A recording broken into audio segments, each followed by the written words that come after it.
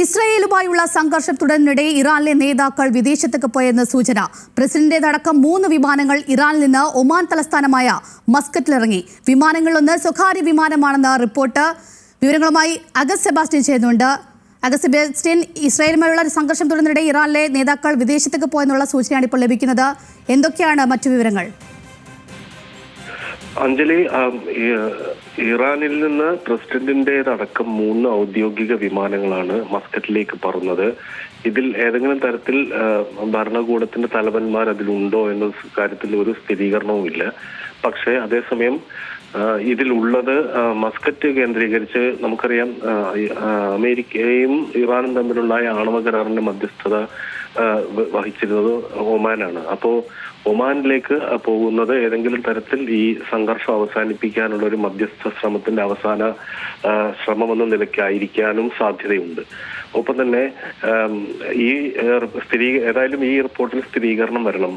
പക്ഷേ ഏറ്റവും എടുത്തു പറയേണ്ട കാര്യം, ഇപ്പോൾ ടെഹ്റാനിലും ഇറാനിലെ മറ്റ് പ്രദേശങ്ങളിലും അവിടുത്തെ ഔദ്യോഗിക സ്ഥാപനങ്ങൾ, അതായത് പോലീസിന്റെ ഹെഡ്ക്വാർട്ടേഴ്സ്, അവിടുത്തെ ആഭ്യന്തര ഇന്റലിജൻസിന്റെ ഹെഡ്ക്വാർട്ടേഴ്സ് തുടങ്ങി സൈനിക സംവിധാനങ്ങൾ, ഔദ്യോഗിക സംവിധാനങ്ങൾക്ക് നേരെയുള്ള വ്യോമാക്രമണം ഇസ്രായേൽ തുടരുകയാണ്.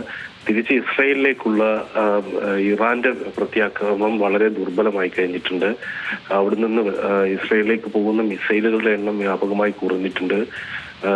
ഈ സംഘർഷം ഒപ്പം തന്നെ പറയേണ്ട കാര്യം, US പ്രസിഡന്റ് ഡൊണാൾഡ് ട്രംപ് ഈ സംഘർഷത്തിൽ അമേരിക്ക കൂടി ഇറങ്ങുമോ എന്ന കാര്യത്തിൽ വ്യക്തമായ ഉത്തരം നൽകിയിട്ടില്ല. അദ്ദേഹം നേരത്തെ നൽകിയ സൂചന ഒരു പക്ഷേ ഈ യുദ്ധത്തിൽ, അതായത് ഫോർഡോ ആണവ കേന്ദ്രം നശിപ്പിക്കുന്നതിന് അമേരിക്കയുടെ സഹായം ആവശ്യമുള്ള നിലയ്ക്ക് അത് ചിലപ്പോൾ നൽകിയേക്കുമെന്ന തരത്തിലുള്ള സൂചന US പ്രസിഡന്റ് ഡൊണാൾഡ് ട്രംപ് നൽകിയിരുന്നു. എന്നാൽ ഇപ്പോൾ ഏറ്റവും പുതിയതായി അദ്ദേഹത്തിന്റെ പ്രസ്താവനയിൽ നിന്ന് ചിലപ്പോൾ ചെയ്യാം, ചിലപ്പോൾ ചെയ്യാതിരിക്കാം എന്ന നിലയ്ക്കുള്ള ഒരു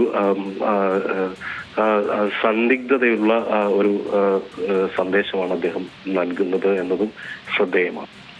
ശരി, വ്യക്തമാണ്. ഇസ്രായേലുമായുള്ള സംഘർഷം തുടരുന്നതിനിടെ ഇറാനിലെ നേതാക്കൾ വിദേശത്തേക്ക് പോയെന്നുള്ള സൂചനയാണ് പങ്കുവച്ചത്. വിവരങ്ങൾ നൽകിയത് അഗസ്റ്റ് സെബാസ്റ്റ്യനാണ്.